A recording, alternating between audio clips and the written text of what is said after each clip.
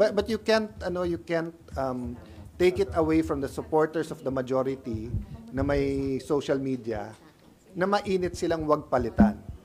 And you cannot take it away from our supporters, diba, all around the country na gusto na rin silang palitan. So that's the reality there. Yun eh. Dun sa Blue Ribbon Na while it's a good idea to have an independent commission, anong parameters? Diba?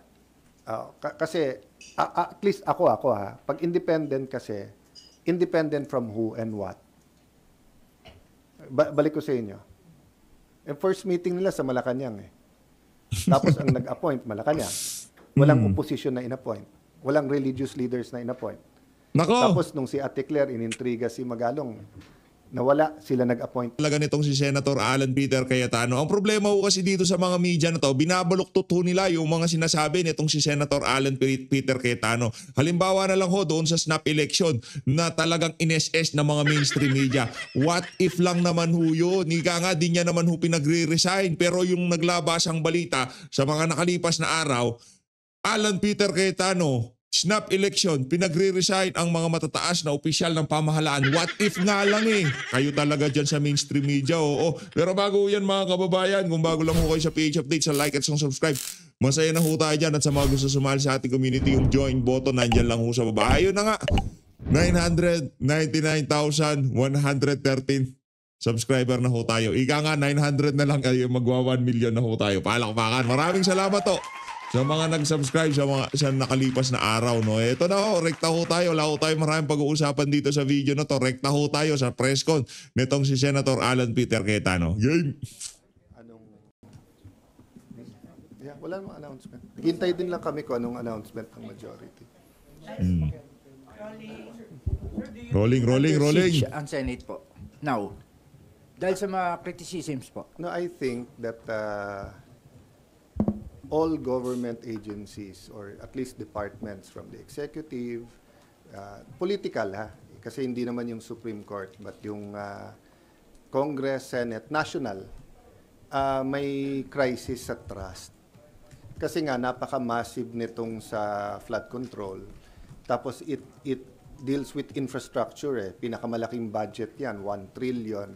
And then, of course, yung mga lumalabas ng testimony. And then by October 25, 3 months na since sabihin to ng Pangulo, hindi pa malinaw kung sinong kasalit, sinong hindi. At hindi pa malinaw, for example, the very least, linawin naman kung ano yung ghost. Diba?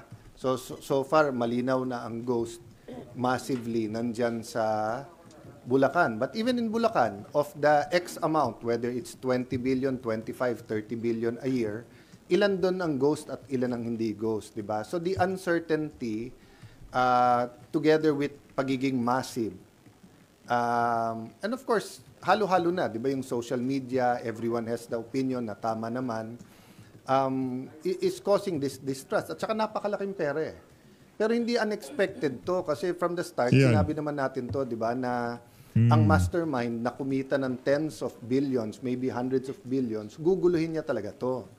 So ang task natin sa gobyerno, may that be the Blue Ribbon Committee, ICI, Ombudsman, DOJ, DPWH, lagyan ng order to. Tapos ang pinag-uusapan natin flood control pa lang at saka DPWH. There's so many other issues, agencies na dapat pag-usapan na may issue tayo sa corruption.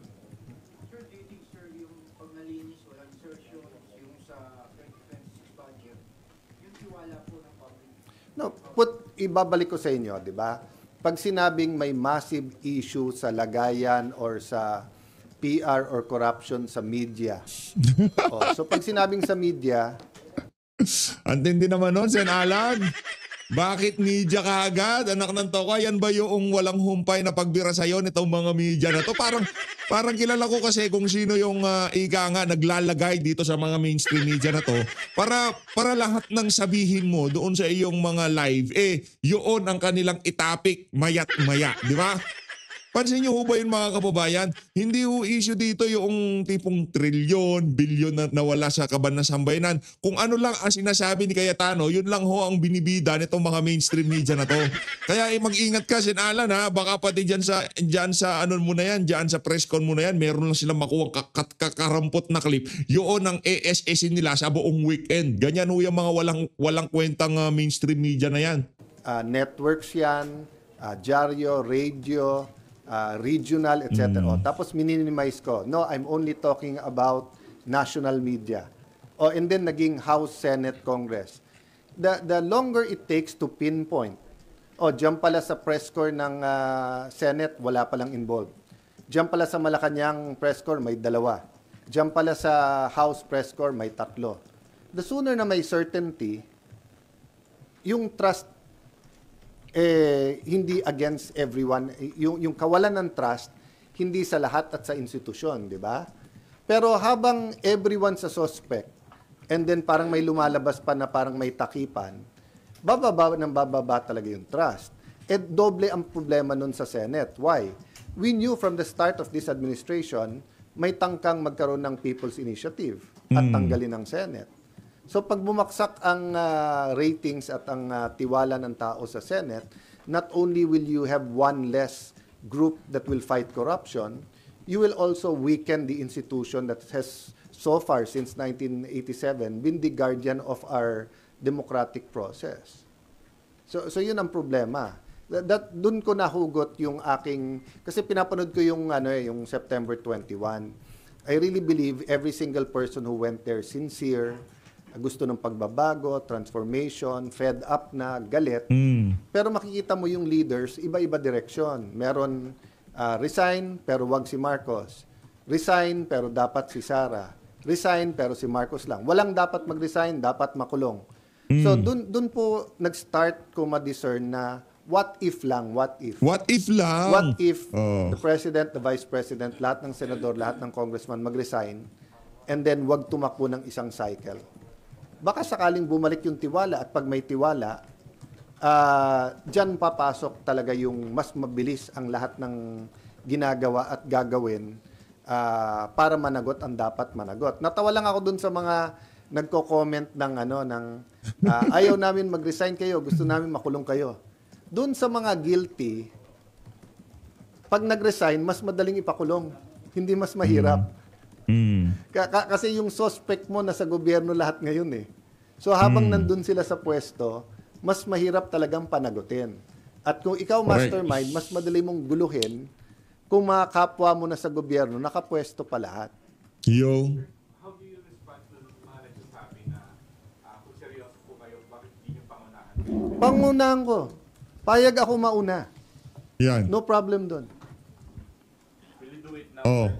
No, mauna means lahat kami. Walang nagsasabing ikaw mag-isa. Kung mag-isa ako, hindi mangyayari 'yon. Ang natin national renewal, di ba? Yan. So pag sinabi natin corrupt yung media, lahat tayo mag-resign. May mauna talaga, pero sasabay lahat. Pag Correct. isa lang nag-resign, walang mangyayari. Di ba? Ang sinasabi ko, mag-sacrifice tayo, hindi mag-suicide. Gusto nila, ako lang mag-isa. No problem, yun ang gusto nyo. Pero it will not solve the problem. The problem will have new hope if we do it all as a group. Kung gusto nyo mauna ako, basta't may assurance akong susunod kayo. Yan. Tingin niyo po, pag pinangunahan niyo po, walang susunod sa inyo? Ay, si Tingin Raulo. ko sa ngayon, Anak ng Petrang Garapata, anong klaseng tanong yan? Ito mga media na to, mga walang kapararakan yung mga tanong nila eh. yun lang, kahit sinong mauna, baka nga hindi eh. Suntok sa buwan naman tong proposal na to. Anak ng toko, ano nga, but ito kasi mga media na to eh, sa sandamukal na mga ideya, mga mahuhusay na mga punto de vista na sasabihin nitong si Senator Alan, pipiliin lang nila, tatanggalin pa nila yung what if.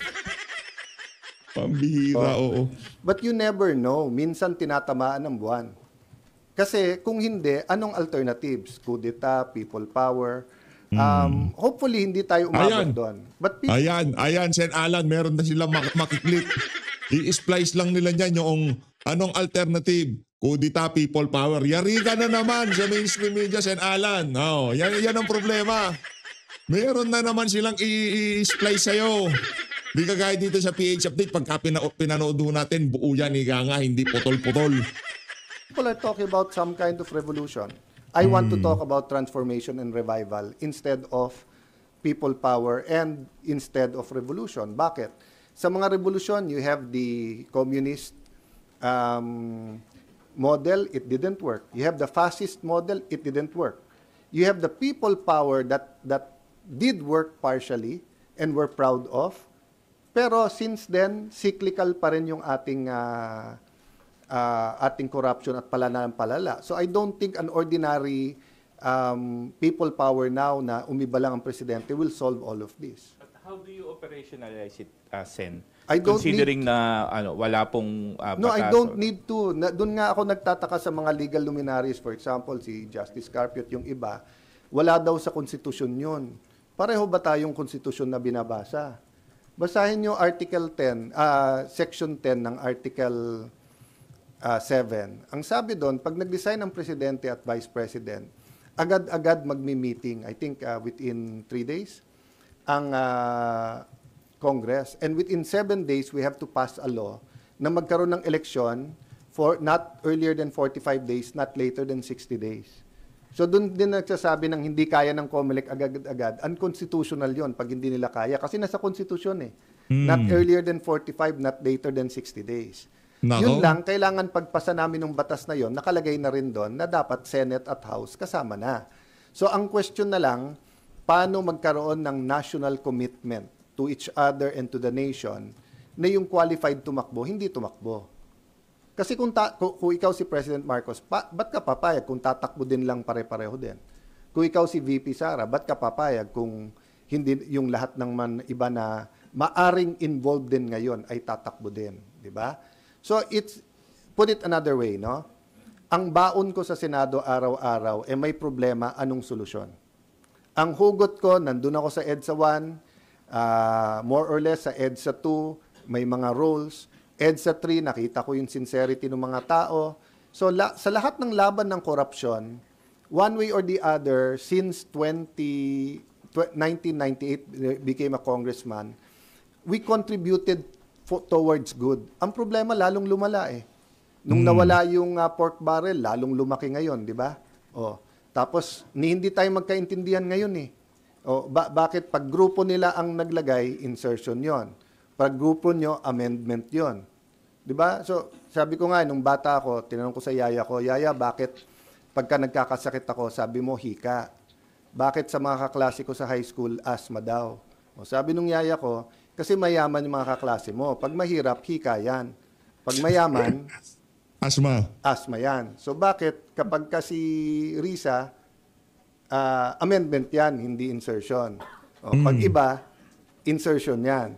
So how can we have a national dialogue kung ganon, di ba? But as far as feasibility and constitutionality, nasa constitution yon. The only question for us is, are we willing to sacrifice? Now, if we're not, okay lang, let's move on. So, what's happening now, parang ang layo pa ng solusyon, parang walang nangyayari, di ba? Ano sabi ni Einstein, keep doing the same thing, expecting different result is stupidity. So I don't believe we're stupid as a people. So we have to find a solution. So one other alternative universe is mag-resign lahat. O hindi pa rin, what's the next one? We have to come together, kailangan may vision tayo, paano na ma-solve? So lahat ng ibang corrupt, sa BIR, sa customs, sa online gaming, sa illegal gambling, you name it, nakakatago ngayon kasi lahat ng attention natin nasa flood control. Di ba? So, yun lang pinopoint ko. We have to provide a vision. We have to, so, sabi ng iba yung ICI, hindi, maraming ang problema eh. Di ba? Just making things public, ano bang tinatanong nila doon? I believe in the ICI. I believe in the people there individually. But from the start, di ba, nung nagsalita ako sa floor, sinabi ko sa inyo, hindi pa independent yan at kulang pa, whether batas or paanong ayusin. If you ask me, lagyan ng isang representative ng Catholic bishops, isa from the born again, isa from Muslims, isa from Iglesia. Pero lagyan nila ng plano O, halimbawa, simulan natin sa ipasubmit sa DPWH, saan ba meron talagang ghost, saan wala. Alin contractor ang definitely walang mabuting ginawa at alin yung iniimbestigahan pa. Pagka moving target tayo sa lahat ng gagawin natin, walang maayos dito. Yung nanggugulo has more than enough money, opportunity, power na guluhin lahat to. Ginagamit yung fear ng tao, yung galit ng tao, para lalong magkagulo rather than magkaroon ng order dito. Sir, pwede po bang hindi muna mag-resign yung mga incumbent, magpatawag na snap election din? Kung ano po yung magiging result, saka sila mag-step down po lahat? Yun Pwede ang magiging proseso. Yun ang magiging proseso. When I say snap election, kasi iniisip lahat ng 1986, di ba? Iba talaga sitwasyon nun. But snap election, snap means mabilis. Di ba? Yung hindi scheduled, etc. So if the President and Vice President resign, magkakaroon yan ng acting. Pero ba't naman sila magre-resign na wala naman commitment ang lahat ng congressman at lahat ng Senate na kami din at walang tatakbong for President sa amin? Di ba? Walang tatakbo ulit na senador ulit. So sabi nga nung iba sa comment sa Facebook, kayo din ang mananalo, bawal ka nga tumakbo eh. Sabi nung ibang comment, di hindi kayo makukulong. Hindi, mas madali mo mapakulong kung guilty. Kasi wala na sa pwesto eh. Di ba? Baka a fresh start is what we need. Baka hindi. People power brought that. But as you saw, di ba? President Cory had to do proclamation number 3 calling for revolutionary government. Nung pinalitan, sabi ng iba, ba't hindi sinama yung mga mayors? Well, unang-una, walang trust issue sa mayors ngayon governors eh. Yung problema sa trust ngayon, DPWH, ang nagdi-deal with DPWH, Senador, Congressman Malacanang, hindi mayors. Most mayors, some mayors have problems, but most mayors are trusted by their constituents. So, going back, President Cory, nung pinalitan ng mga OIC, doon nagkaroon ng malaking problema eh. Di ba? Pero kung hindi naman nila pinalitan at inabolish yung Congress, you had the same people who supported the dictatorship. So, I could go either way sa argument. Ang point lang, we have to do something differently. We need radical change. We need transformation. We need to attack yung core values ng ating gobyerno ngayon. It's not happening with the present joint or parallel investigation of DPWH, some individuals, NGOs, ICI, and the Blue Ribbon Committee. Sa Blue Ribbon nga lang nagkakaproblema eh. Pero tingin ko sa lahat ng problema, yun ang pinakamadaling ayusin. Kasi tamang papalit kay Senator Lacson, tapos magandang caucus, i-announce ang direction, transparent na rules, tingin ko maayos natin yung investigasyon ng Blue Ribbon. Dapat ba ituloy? Dapat, pero dapat bipartisan or non-partisan yung direction, tapos klaro kung anong direction. Sen, good morning po. Speaking of Blue Ribbon Committee and speaking of resignation din po, may we get your statement po sa pagbibitiw po ni Senator Ping, and meron po ba kayong inaay or personal pick po kung sino po yung mag-chair ng Blue Ribbon Committee? In my case kasi mahaba na rin ang history ko kay Senator Ping. I believe in him, in his integrity, kaibigan ko rin. Having said that, it's not a secret naman na meron kami, meaning yung minority, ako personally, difference of opinion sa direction and yung handling. Dati kasi, nung mas bata kami pare-pareho, aside from, well, bata pa rin naman si Nimpa, mas payat na ngayon. But, maraming bata sa inyo ngayon, pero yung mga kasabay ko na nung neophyte dito, dati kasi 70, 80, 90% nung takbo ng committee, pinapabayaan mo sa chairman yan.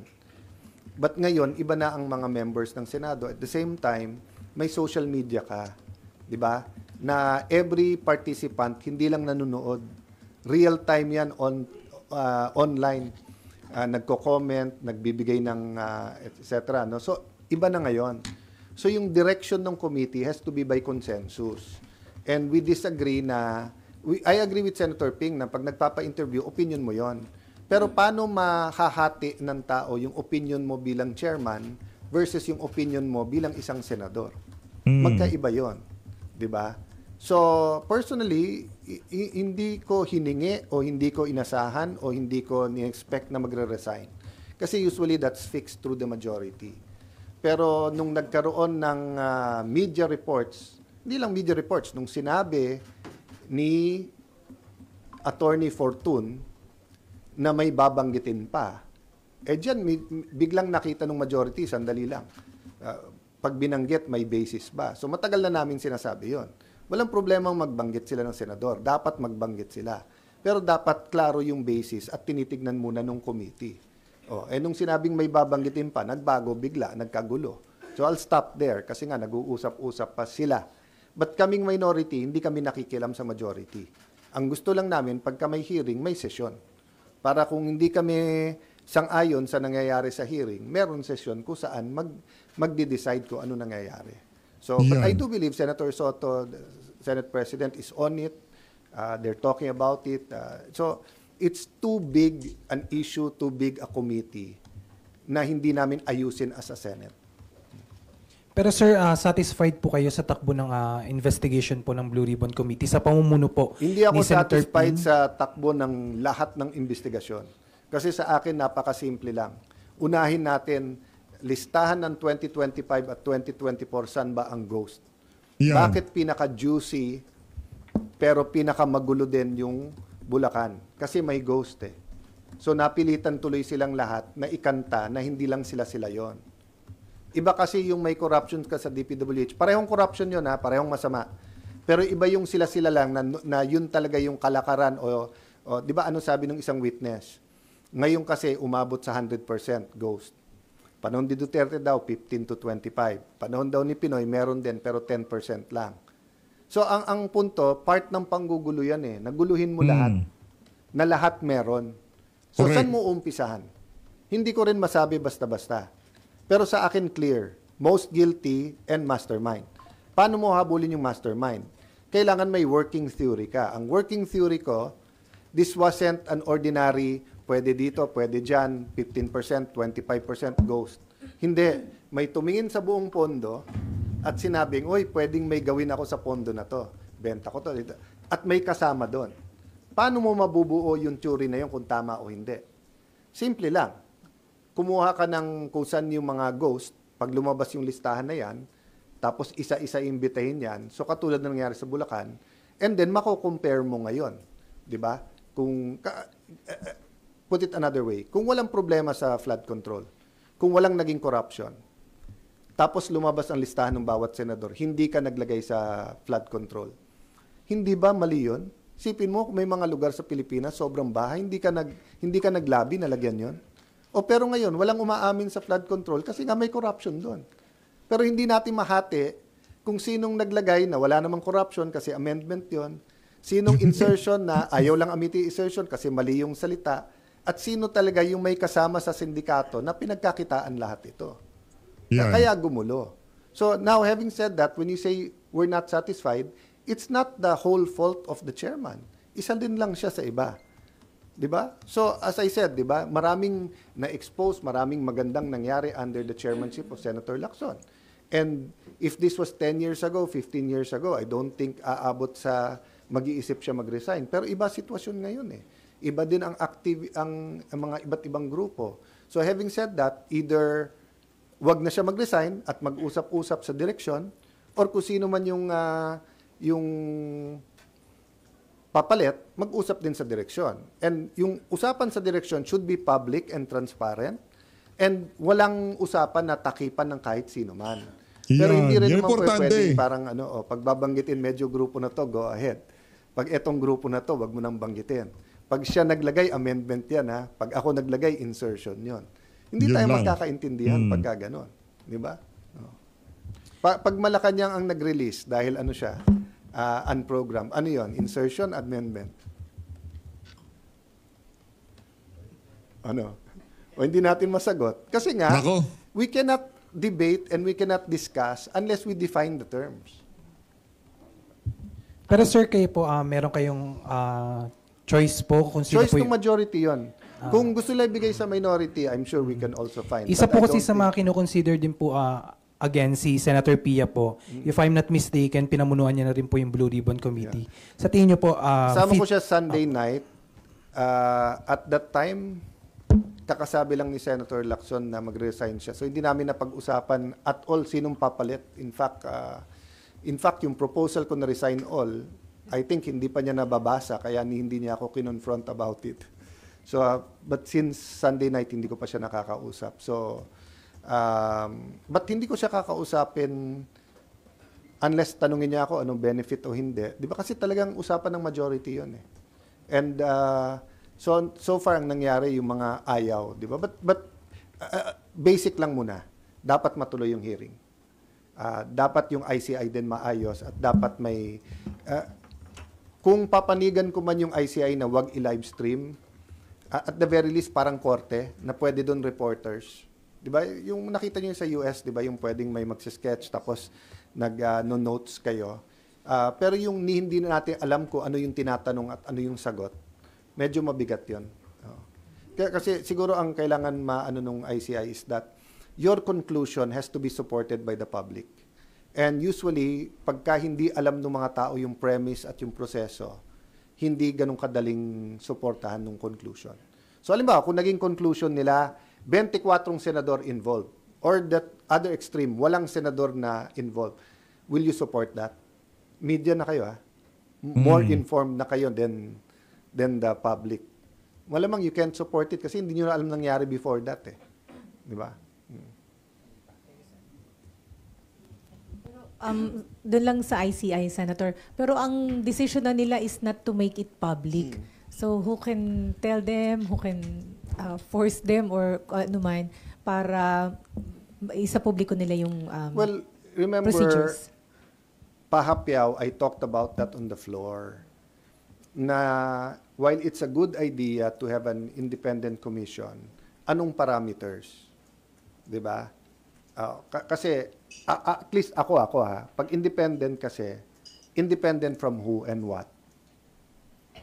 Balik ko sa inyo. Yung first meeting nila sa Malacanang eh. Tapos ang nag-appoint, Malacanang. Walang opposition na in-appoint. Walang religious leaders na in-appoint. Nako. Tapos nung si Ate Claire inintriga si Magalong, nawala, sila nag-appoint ng bago. So, di ba, everyone sees the sincerity of the president in getting but it's not necessarily independent. Then do they have the Correct. powers? Then hindi siya di ba? So, Palakpakan nun natin tong si Senator Alan Peter Cayetano. Yun eh. Di ba? Paano magiging independent yung ICI na yan? Ang ng Petrang Karapata, ang nag-appoint lahat Malacanang, ang unang meeting nila sa Malacanang. Di ba? Paano kung ang tinutumbok ng ang mga ebidensya dito, pinsan ng presidente, tapos best friend ng first lady? Paano yun? Alam niyo ba dahil lang kung bakit hindi mauwi-uwi dito si Saldico? Dahil ayaw siya pa uwi.